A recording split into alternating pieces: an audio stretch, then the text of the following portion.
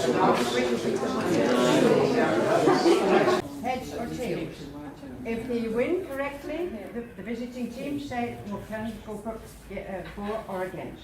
If they lose, it comes over to yourselves, Agora, as the home team should make the choice. So, over to Julie. So what do you choose? Heads or tails? And I actually have a coin with the head and the tail. Heads. Heads, okay. It's heads. It's tails. No, it's heads. Heads. Would you vote for or against? Against. Against. Do you? So BIC will be debating against the motion. Agora will be debating for the motion. Okay? You have half an hour. We start at 10 o'clock. Wonderful. Thanks a lot.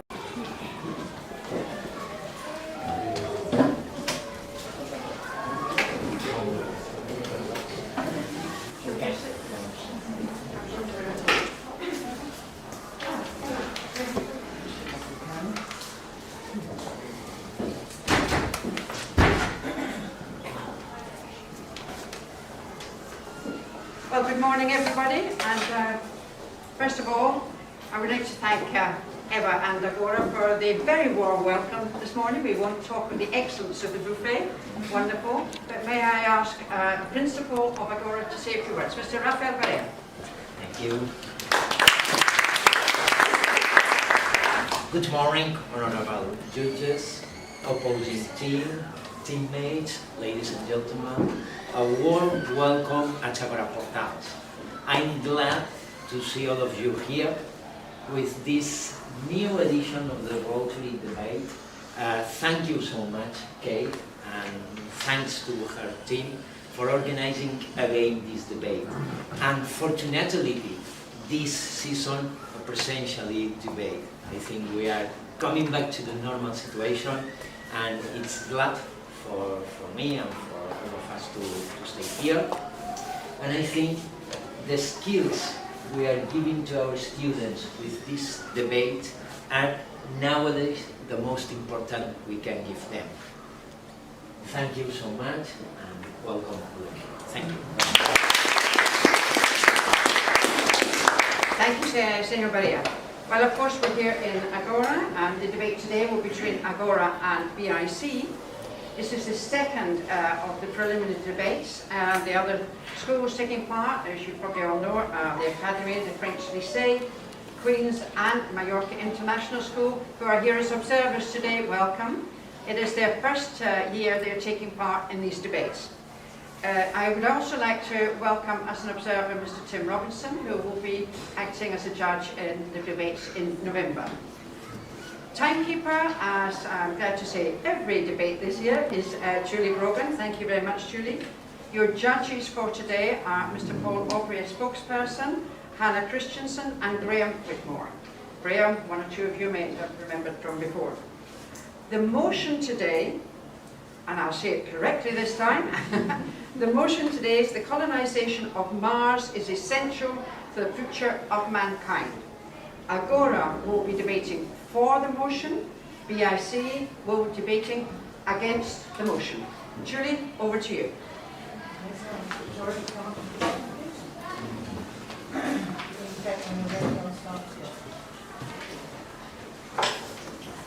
Sorry, may I ask you just before, would you each of you introduce yourself by name to the judges before you start? Of course. My name is Victoria Denat. I will introduce myself and Steve during the speech. Okay. Ready? Humanity has just 100 years left on Earth. If we are to survive, we must become an interplanetary species. Those were the words of legendary astrophysicist and Professor Stephen Hawking in 2017. Good morning, honorable judges. Good morning, ladies and gentlemen, dear opposing team. My name is Victoria Denat, and I'm here together with my team from Agora, Marina Guseva and Ines de Nicolas, to defend the motion that colonization of Mars is essential for the humankind. Before we start, I would love to thank Rotary for giving us the opportunity to participate in this debate, and also wish the best of luck to the opposing team. As you already know, today's point of the debate is whether the colonization of Mars is essential for the future of humankind. and we strongly believe that it is. Now let's look at the key terms of this debate, which are firstly colonization. Colonization does not mean moving the entire population to the red planet. It means having a plan B to move if we need to, furthering research, or just having a stepping stone into further space exploration.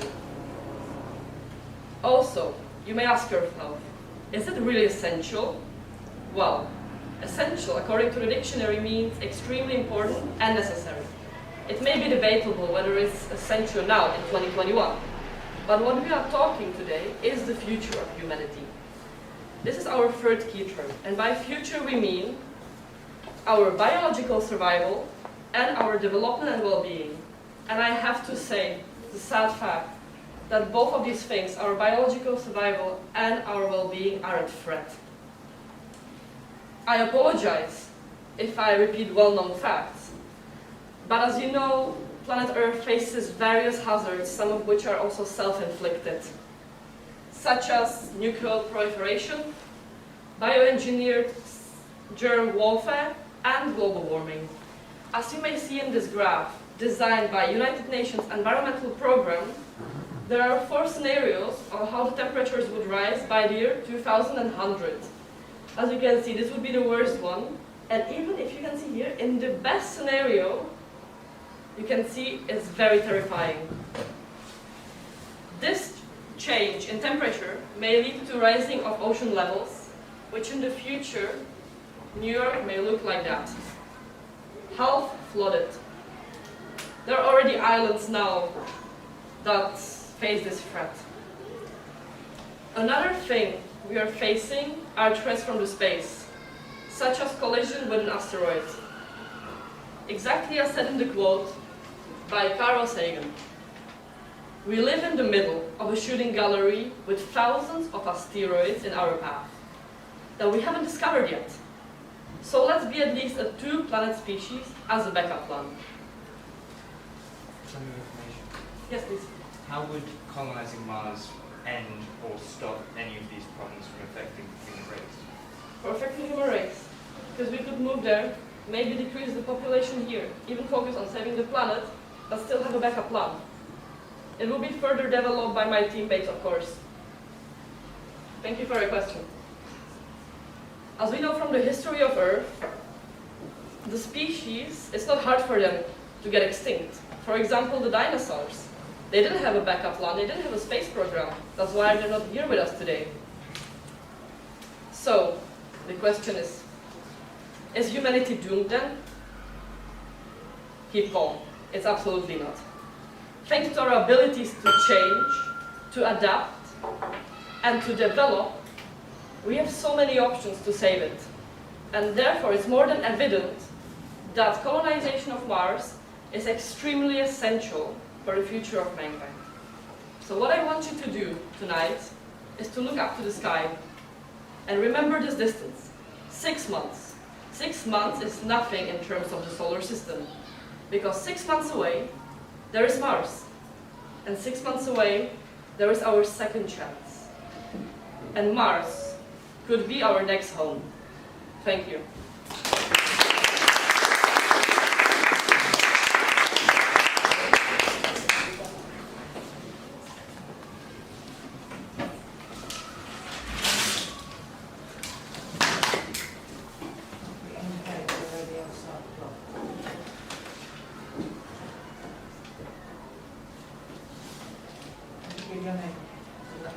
James Middleton. Good morning, ladies, gentlemen, esteemed judges, and members of the opposing team. Today, me and my colleagues will leave you in no doubt that it is not at all essential that mankind colonizes Mars. I, James Middleton, will discuss how the colonization of Mars is in no way essential when compared to the problems that mankind faces here on Earth. Palak, the second speaker, will address the social and economic issues related to colonizing Mars, and Ava, the third speaker, will address how we need to focus on climate change. First, allow me to deconstruct the notion. Colonization is the act or process of establishing a colony. Mankind is defined as the human race, and essential means something is indispensable or necessary. The word essential is a strong word to use in almost any context, but it is especially strong in relation to a plan to spend what Elon Musk, one of its biggest advocates, estimates as $10 billion per person on sending a group of people to another planet whose colonization brings with it no immediate benefit, especially no benefit that would be considered essential to mankind's survival.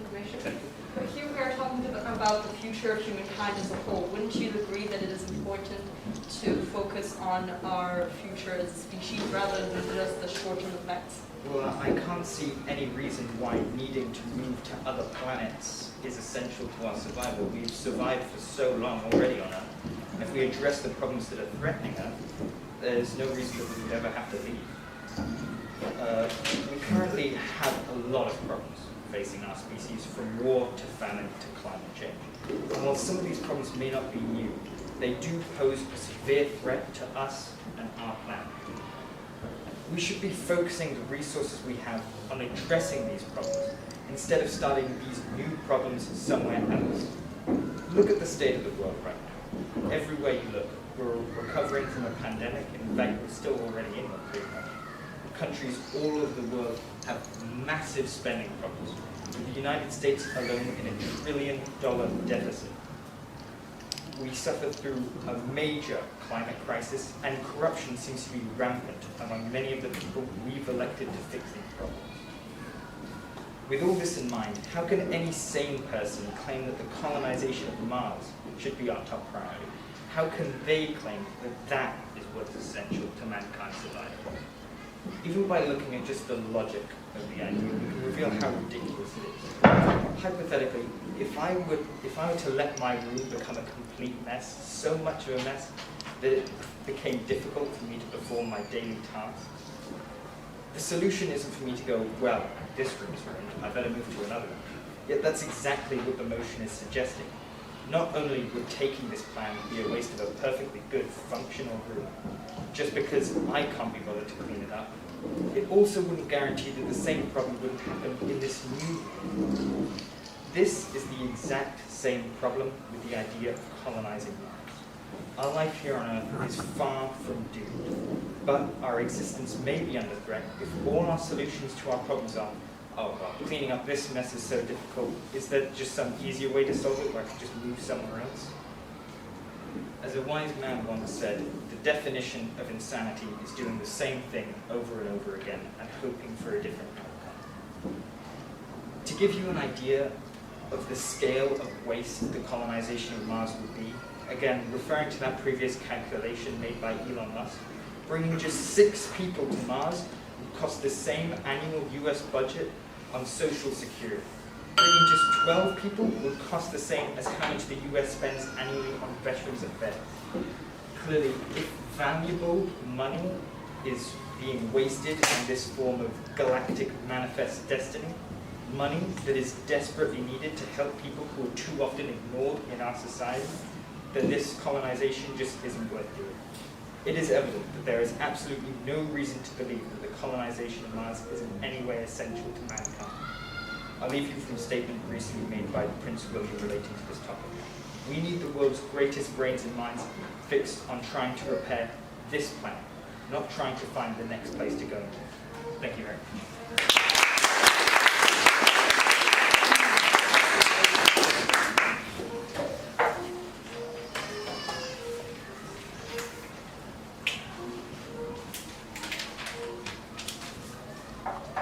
Can you say your name, please? Excuse me? Can you say your name, please? Absolutely. My name is Marina Hussein. Are you ready? Ready. Thank you for your introductions. Now we're moving on to responding. There have been several points addressed in the opposing team's introduction, and the crucial one, the main one that we would like to focus on, is the fact, the analogy of the room. The room that is so messy that the owner of this room decides to leave and get a new one. So we're leaving a perfectly functional room just because it's messy. Well, we believe that this analogy is flawed and inaccurate. We don't know how messy the room is and how hard it is for the person to stay in this room. How about if the room is on fire? and if the person cannot survive inside this room anymore? And how about if the person wants to get a second room, just in case? They still stay in their own one and try to clean up the mess, while having a backup plan that might be able to save their life in the future. That is what we're talking about. We are talking about colonizing the planet, not moving away entirely. Absolutely. Is this backup plan really worth the billions of dollars we're going to spend when we don't even know whether life exists on Mars? We believe so. Yes, we do. We believe that we should start investing into this technology right now because with time it will become cheaper and more available to more people. We do need a backup plan.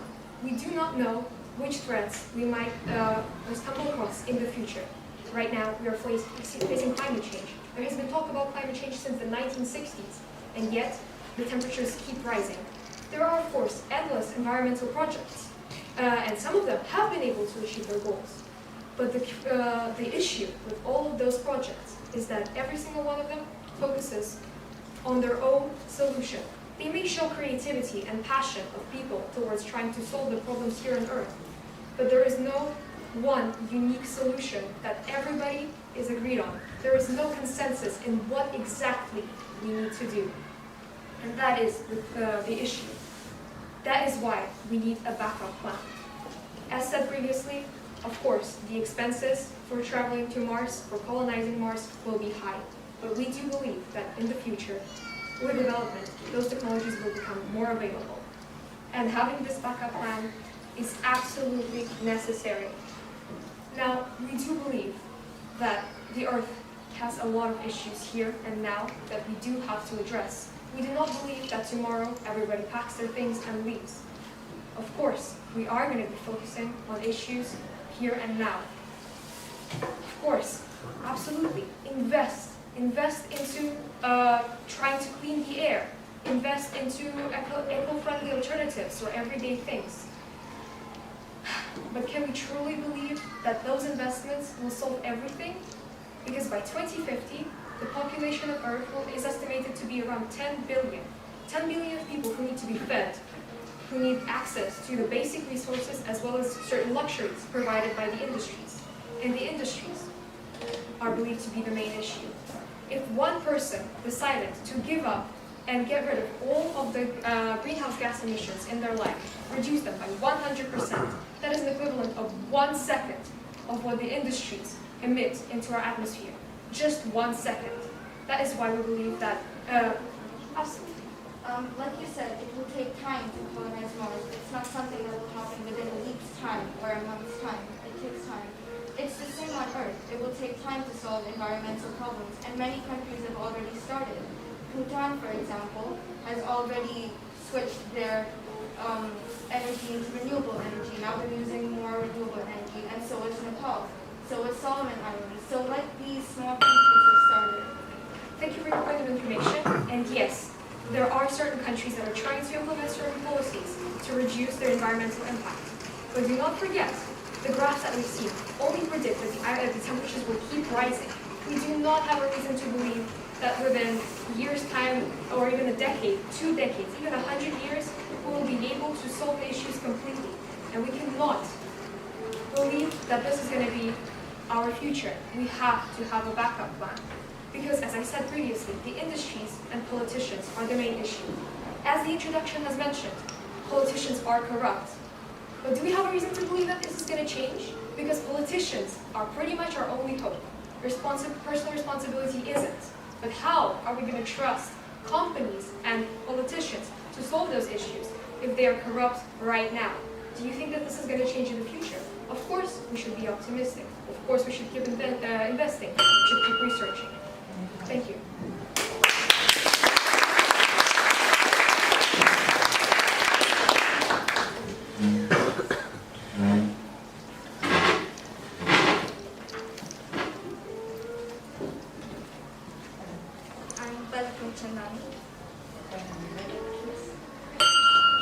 Good morning, esteemed judges. I'm Balak Chandani, and I'll be talking about the social and economic problems we will face if we do colonize Mars. There is no doubt that a project as big as the colonization of Mars requires huge amounts of money. an estimate of several tens of billions of dollars. And figuring out a way to pay for the project is not so easy. Instead of spending so much money on Mars, don't you think it's wise to rather invest in saving our own planet? An entire pandemic showed our planet, by shaking its roots, how miserably unprepared we are to tackle diseases. Nations driven apart by mutual interests and strife, not willing to unite in cohesion, even in the face of problems. The decision to set up space colonies at such a juncture of time, it seems naive. Rather, we should help developing nations helplessly slipping into poverty and starvation, crippled with the inability to provide with an exponentially growing population. Knowing that we are already facing these problems, it seems unethical to invest in another planet where we don't know whether life exists. You tell me, would I just accept it? We are not seeking to look for life on Mars. We're seeking to establish it. Wouldn't you agree that establishing life on Mars would actually relieve the planet from its overpopulation that we are going to reach soon enough, and eventually make it easier for low-income countries to actually invest in just focusing on their population, while higher-income countries will be able to establish a colony on Mars? I think it's not necessary to invest so many billions of dollars on Mars. We should be investing this money on people that are facing starvation, people in developing countries. Mumbai, for example, there's various slums, squatter settlements in Mumbai, in China. These people are not being focused on. If the colonization of Mars happens, there's no way they will survive. They will be always surviving only in the informal sector. They will not be working to their best capability. With the colonization of Mars, this billions of dollars will be spent on Mars. Instead, these billions of dollars should be spent on people that have to actually survive. They have to survive on Earth.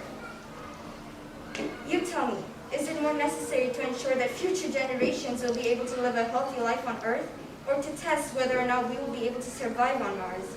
It isn't logical to spend so much money on a project based on the theory that there's a possibility that life exists on Mars, or that Mars is far too interesting to let go of. Even if enough money is raised to go to Mars, we don't have the technological capability of going there and making sure that everyone lands safely. Scientists have also suggested that even if this mission does become a success, the people living there won't have a good quality of life. They won't be able to live a life full of joy. Here on Earth, we are free to go outside wherever we want. That will definitely not be the case on Mars, since it's simply too cold there. Temperatures can go down to minus 25 degrees, or even worse near the poles. Not to mention, the atmosphere at Mars is very thin. Information. There are currently people right now, scientists, who are established in the South Pole, for example. Conditions there are nowhere near as welcoming as in the rest of the Earth. However, we still need those spaces for scientific research. Isn't the situation the same in Mars? The conditions may be harsh, but we still need people. Would you agree? On Earth, it's survivable. On Mars, you can't survive. The temperatures are so cold that you will not be able to stay out. Plus, there's so many dust storms that they can last for several of months. People won't be able to step out of their house, even if they do go there. They won't be able to step out of their house because of how intense these dust storms are. As well as these problems, there's also the danger of significant insecurity of food and water supply. Lack of water supply also means that people will not be able to grow sufficient amounts of crops. Also, most of the liquid water on Mars has either evaporated into space or is trapped beneath rocks, and we don't have the kind of technology to extract the water. Clearly, we do not have all the relevant resources with governments. The holding parties are big corporations like Blue Origin and SpaceX, run by billionaire giants who will cause a mad race for money and further their own goals if we're looking for the good of a planet. They will work with governments and suit their interests the best and will end up causing chaos while venturing to a land where there would be no laws. Overall, there are way too many problems associated with the colonization of Mars. The economy will be shattered. A mad, never-seen-before race for power will turn up. Instead, investing in a better future for everyone living on Earth sounds like a much better solution. All this money that can be used to...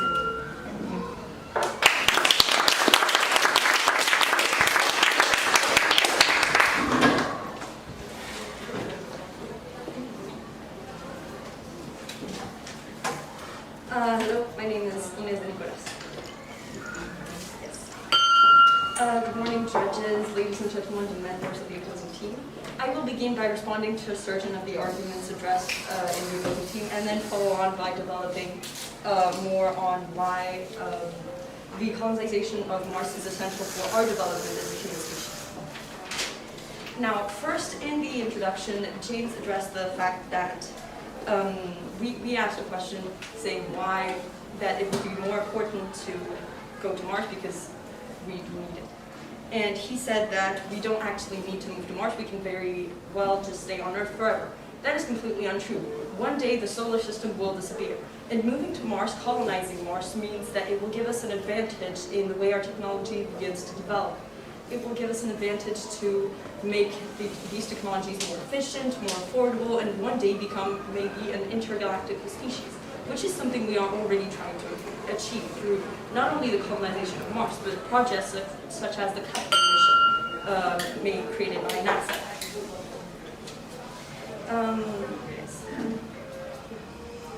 Now, another argument the opposing team has provided is that it is much more essential to focus on saving planet Earth. We completely agree with this argument. We have never said that we want to move to Mars forever, that we want to leave planet Earth, abandon our entire human evolution, and just move to Mars. That is not something we want to happen, but it is a possibility we must keep in mind. It is important to have Mars as a backup planet if Earth does really one day degenerate to the point where we can no longer live on it. This is not the main focus of colonizing Mars. Its main focus is development of humankind. Now, moving on to our arguments. Yes. The question addressed today is why is the colonization of Mars essential to humankind and to the future of humankind? To answer this question, I will first explain why it is essential for humans to develop as a species. Now, this may seem like a hard question to answer, but it really has a simple and straightforward answer. That is, humans as a race have developed and evolved to become the dominant species on our planet, making technology and advancements giving us a very long lifespan, for example, or curing illnesses. This shows, yes? You mentioned that if we do colonize Mars, it's not going to be permanent. It's not going to be permanent. Yes. So how will you go back to Earth or wherever else you want to go when you don't have enough fuel, you don't have enough resources, you don't even have water? Actually, they can, well, this is a little bit more scientific, but we can create fuel from the soil on Mars by fusion reactions and things like that. A lot of chemical reactions we can create fuel from the soil on Mars. This is just theoretical, but if we don't establish a base on Mars, we will never learn how to create fuel from nothing. Meaning when we do eventually have to leave our solar system because the sun will, well, implode, it will expand and become a supernova, and we will have to leave very far away, we won't be able to establish a colony on any other planet. Whereas if we already go to Mars, which, yes, it may be expensive now, but if we start moving there, the technologies will slowly become more efficient, more affordable, meaning that eventually it will be much easier when we do have to leave. Thank you for your question. Now, moving on to, now that we have established that the development of humankind is essential, we will move on to explaining why colonizing Mars is essential for our development. As I have explained while answering this question, we need to be able to go to other planets because our solar system will one day die.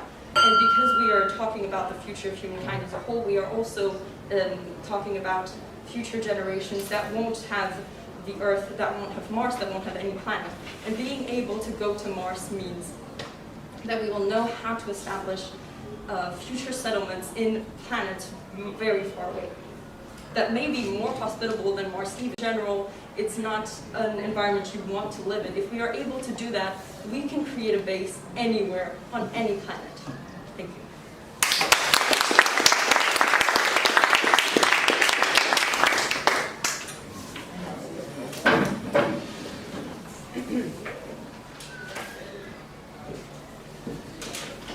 Hello, I'm Ava Bland. Good morning, everyone. My name is Ava Bland, and I'll be addressing the issue of climate change related to the colonisation of Mars. What makes makes you think that by colonizing Mars, humanity will change? Isn't it a better idea just to sort out the mess that we've already made here? The fact is, humans are selfish, which is why we got ourselves into this dilemma of climate change and global warming. Colonizing Mars will not solve this and could possibly lead to humanity destroying yet another planet. If we start acting now, there will be absolutely no need for us to move to Mars, and we could save our solar system from losing 2 planets. If we manage to get ourselves into this mess, we can get ourselves out. The money that would be spent on colonizing Mars could easily be spent on saving the planet that we already live in by investing in solutions to climate change, which is one of the main reasons that mankind would be going to Mars in the first place. Every day, the sun rises, the wind blows, and the waves wash up on the beach. These natural processes should be used to power all activities that are currently powered by fossil fuels such as coal and oil. Point of information. Accepted? But many lower income countries don't have the ability to use these renewable energies. They are focusing on fossil fuels because they are much more affordable. How would you answer to that? It's really the responsibility of developed nations such as ourselves to help these low-income countries and be able to survive on the planet and to be able to use renewable energies. Thank you for your point of information. Money should be invested into renewable energies such as solar power. Now would be prime time to invest, as costs for solar panels have fallen by 99% since 1977. Solar panels can last a minimum of 40 years, making them so much more sustainable and reliable than any fossil fuel. If solar panels become the new source of energy, they will need to be produced and installed, which will create more jobs. Therefore, countries can use the installation of renewable energies to power their economies rather than relying on non-renewable energies. According to a report by BP, solar energy will be the main source of energy by 2040. This will massively reduce emissions and will make it more possible for us to cut our global emissions to 0 by 2050.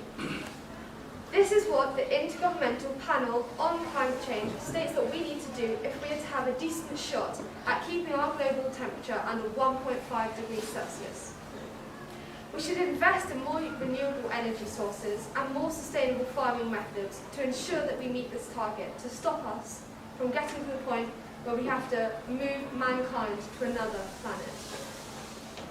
Animal agriculture accounts for roughly 14.5% of all greenhouse gas emissions produced. This is because of methane produced by millions of cows that are currently in intensive farming for meat production. It's also a result of how much land is cleared to produce food for the animals and to provide space for the animals themselves. It's estimated that between 1991 and 2005, 70% of deforestation in the Amazon basin could be attributed to the beef industry. A way to reduce these huge statistics would be by us all living on plant-based diets. There are so many benefits to our health as well, and our planet, of going vegan. It's calculated that roughly 1 in every 5 deaths worldwide could be saved if we simply ate more of a plant-based diet. Research has also shown that eating a diet high in animal protein increases the risk of cancer by 400%. It can also massively increase chances of having heart problems. If the world went vegan, food-related emissions would drop by 70% by 2050. Combined with the fact that by 2040 the world's main energy source will be solar power, we can make it possible to keep our global temperature rise to under 1.5 degrees Celsius. It's definitely not essential to colonize Mars, as it is entirely possible for mankind to work together, led by environmentally minded world leaders with robust legislation to keep our global temperature rise under 1.5 degrees Celsius. Thank you.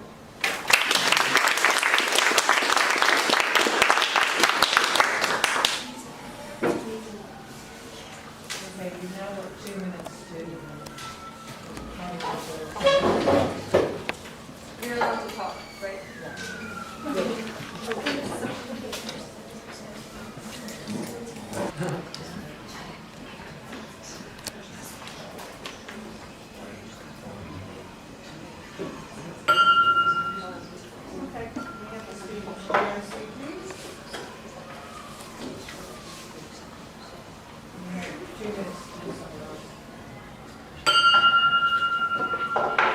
thank you again for listening to what we have to say, and I'll be addressing some of the points that the opposing team has made. First, the opposing team has stated time and time again that they do believe we should invest in addressing and solving the problems that we face here on Earth. But there's one problem with saying that, which is that money doesn't grow on trees. We can't seriously address the problems that we have here today if we're simultaneously spending, remember, again, $10 billion per person on colonizing Mars. That is massive amounts of money, and there are serious costs in addressing the problems we have here on Earth. So we can't realistically do those two things at the same time. Another point that the opposing team addressed is that colonizing Mars could address overpopulation. But when you think about that argument, really, Mars doesn't have grain or any sort of resource we could use. We're sending people up there, we're sending resources with them as well. So that it's not like that we're going to get new resources which could address this problem. We're still going to have to bring resources, it's just there won't be that many people on Earth. But that won't address the core problem. So again, there's no reason that, another point, the solar system might collapse at some point. Mars could be a stepping stone into developing into a later universe. But if we're going to talk about millions and billions of years into the future, eventually the whole universe will end at one point. We can't keep mankind surviving forever. So the idea that we should sacrifice a lot of people's lives today by not seriously addressing the problems we have in the modern age, and instead focusing on keeping mankind existing for billions and billions of years, it's not a sound argument, and we should focus on addressing the problems we have today, now, here on Earth, to increase the survival of mankind. Thank you.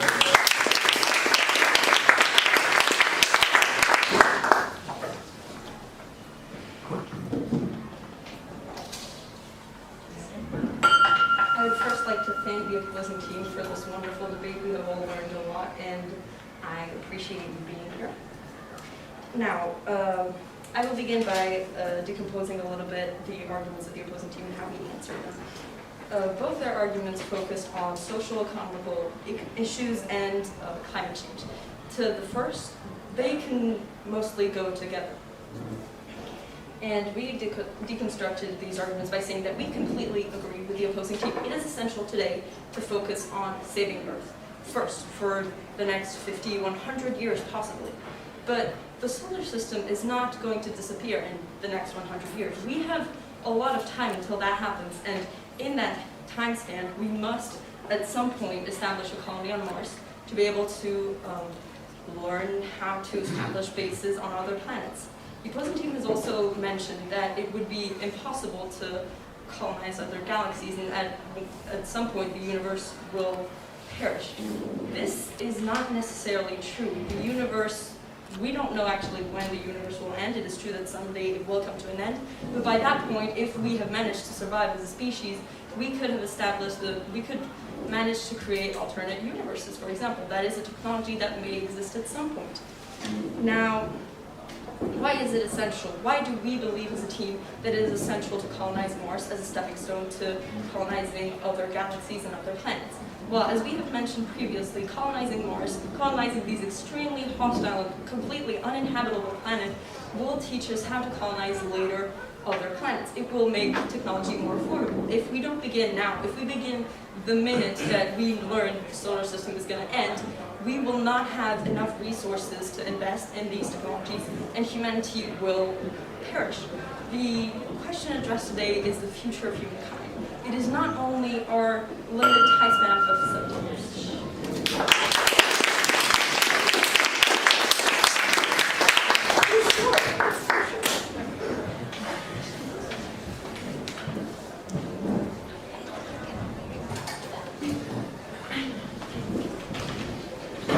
Judges, please. Okay. I'd move for it.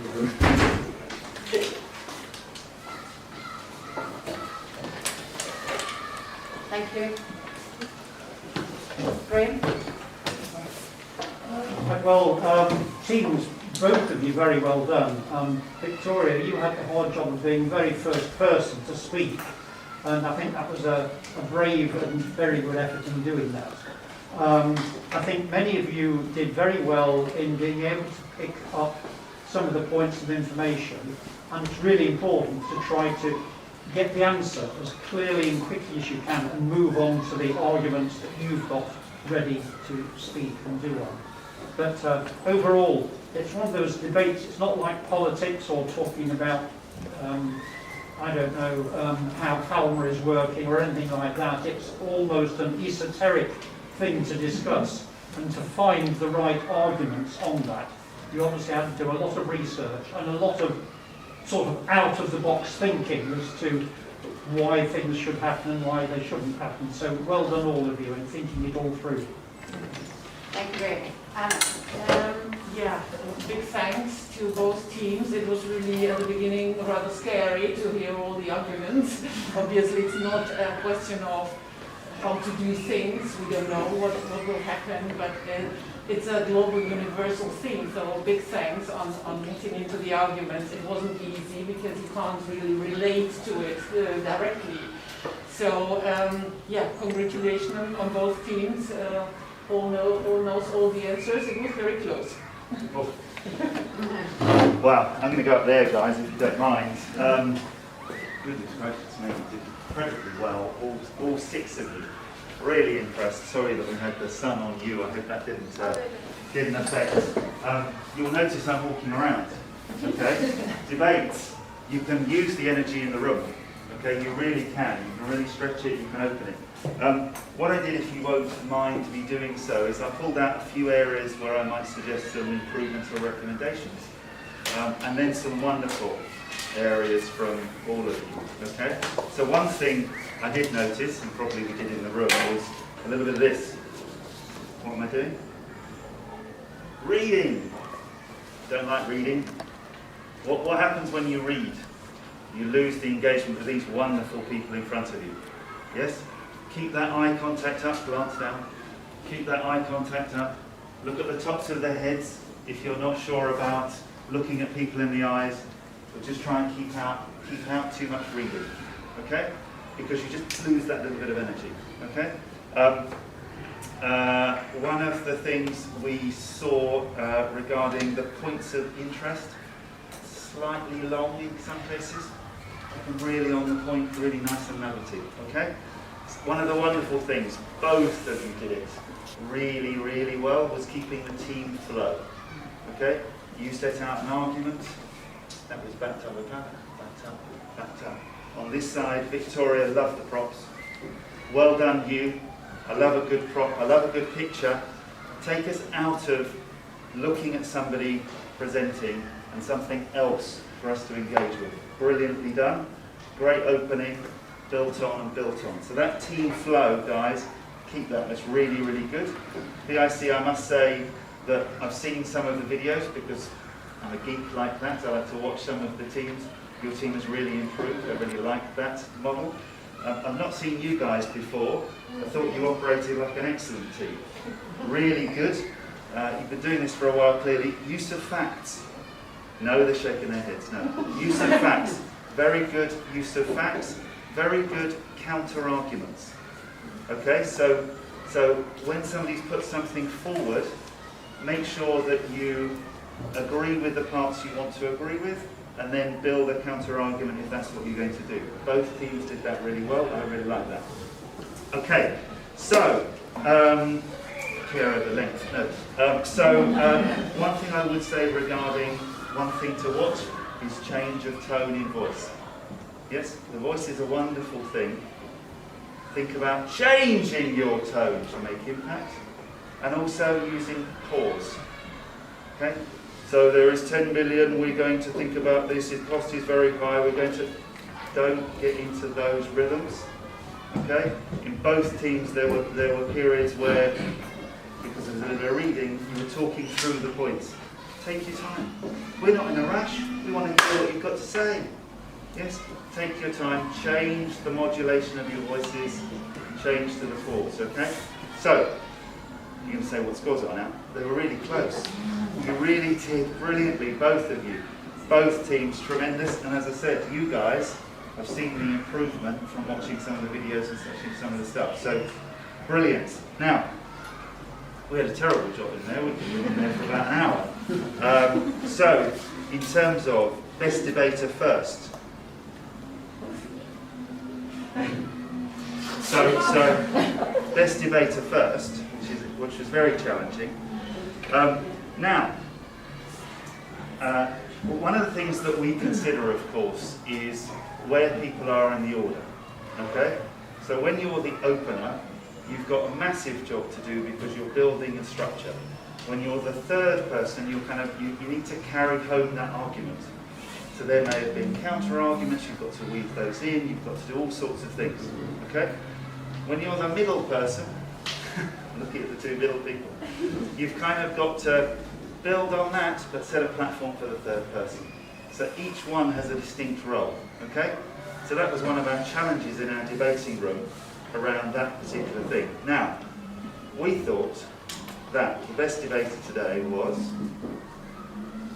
Victoria.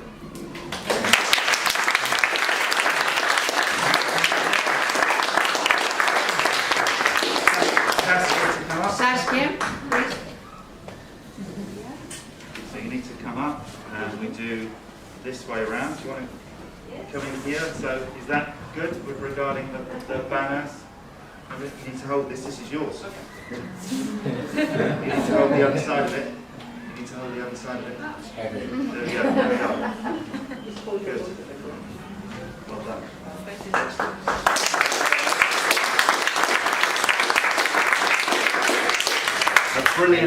A brilliant opening and setting up of the Agora team.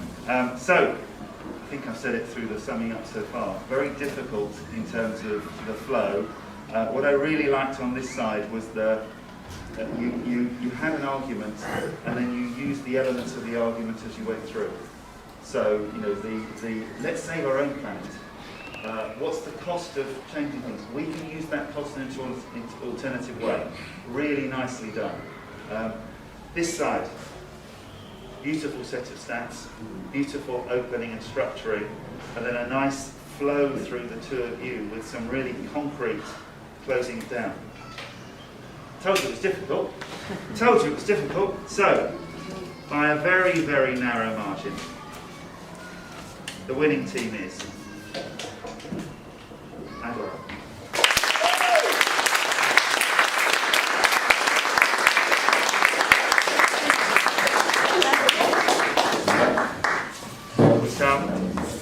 Here, team, you might want to go one either side of me. Eva needs to come up as well. Guys, you need to hold this because this is not mine. This is yours. I'm handing over. Yes? Whoever's involved needs to hold. So there we are. There we go. So stretching. Good stuff. Brilliant. Thank you. Thank you.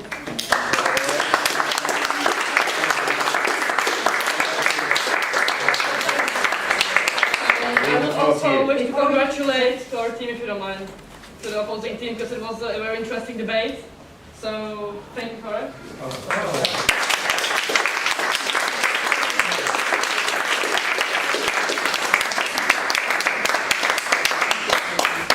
Thank you so much. Before you sit down, I know that Harry won't ask for it, but could we please have a photograph with the two teams together?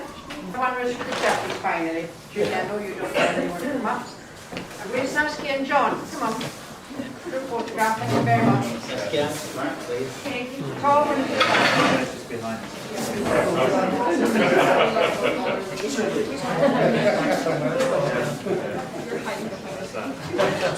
Okay. Here we are. I don't know if you can get us all in, but you can have a try. Up a bit. Cozy up a bit.